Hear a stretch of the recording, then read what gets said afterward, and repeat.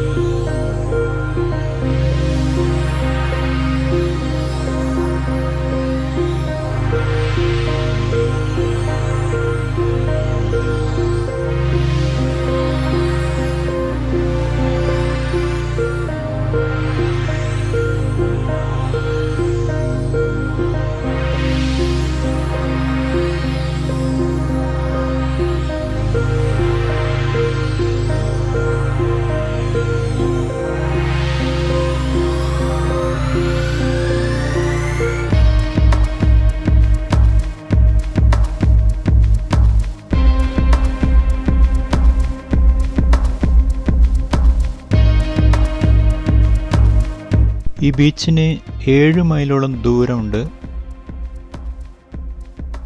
പോണ വഴി മൊത്തം ഒരു സൈഡിൽ റെസ്റ്റോറൻറ്റുകളും ഷോപ്പുകളൊക്കെ കാണാം. ഇങ്ങനെ വലിയ ബോർഡുള്ള കുറേ കാസിനോകൾ പോണ വഴിക്ക് കാണാം.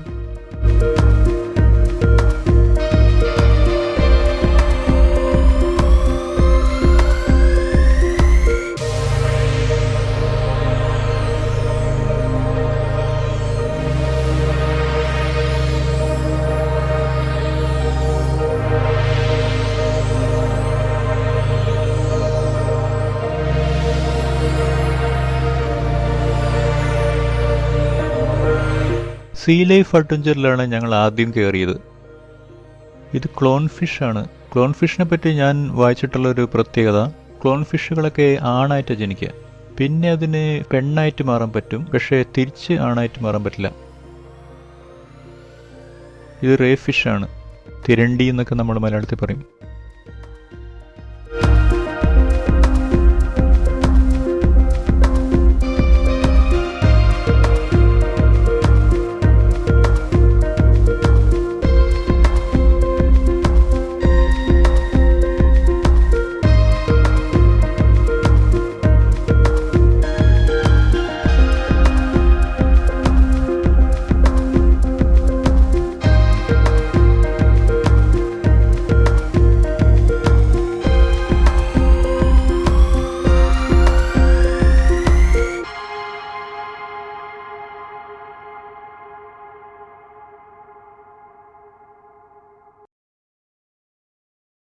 ഞങ്ങൾ ബീച്ചിലെത്തിയ സമയത്ത് വെള്ളം ഇറങ്ങിയിരിക്കുകയായിരുന്നു.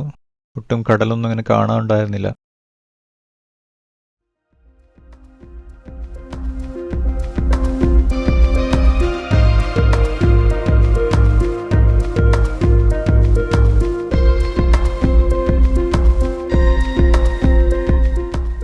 ഇനി നമ്മൾ പോകുന്നത് അഡ്വഞ്ചറിൻസൈഡ് എന്ന പാർക്കിലേക്കാണ്.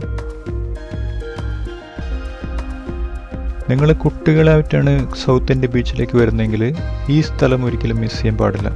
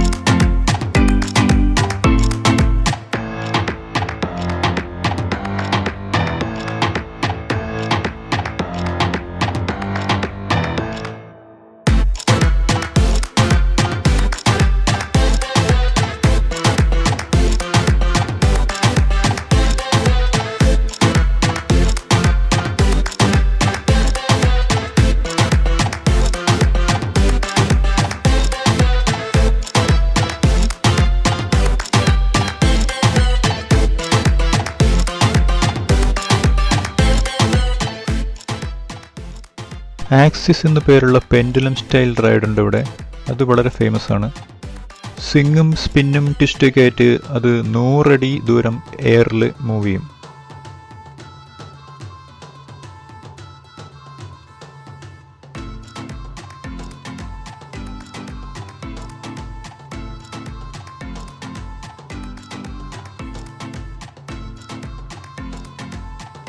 റേജി എന്നാണ് ഇതിൻ്റെ പേര്. 75 അടിയാണ് ഇതിൻ്റെ പൊക്കം. UK-യിലെ ഏറ്റവും ത്രില്ലിംഗ് ആയിട്ടുള്ള റോളർ കോസ്റ്ററായിട്ട് BBC ഇതിനെ തിരഞ്ഞെടുത്തിരുന്നു.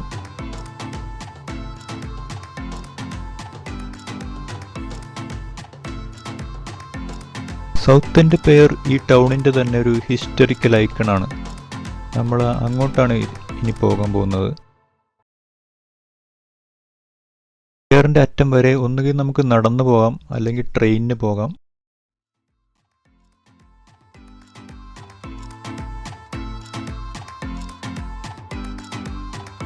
ഇരുമ്പ് കൊണ്ടാണ് ഈ പിയർ ഉണ്ടാക്കിയിരിക്കുന്നത്. ലോകത്തിലെ ഏറ്റവും നീളം കൂടിയ പിയറാണ് ഇത്. 2 കിലോമീറ്റർ മീതെയാണ് ഇതിൻ്റെ ദൂരം.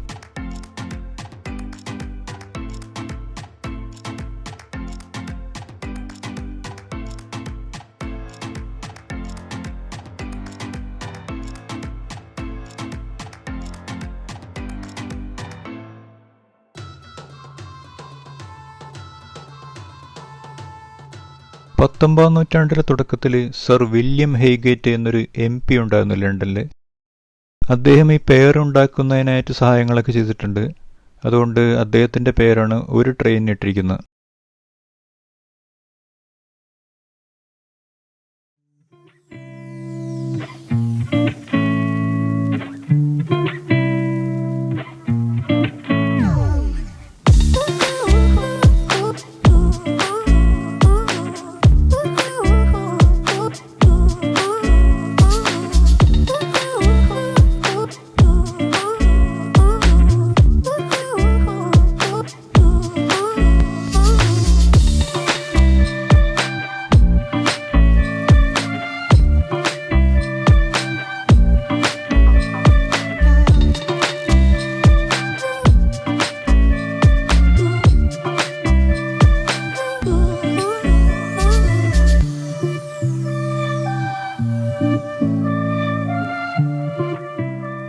നോർത്ത് സീയും തെയിംസ് റിവറുമാണ് ഈ ബീച്ചിൽ നിങ്ങൾക്ക് കാണാൻ സാധിക്കുക.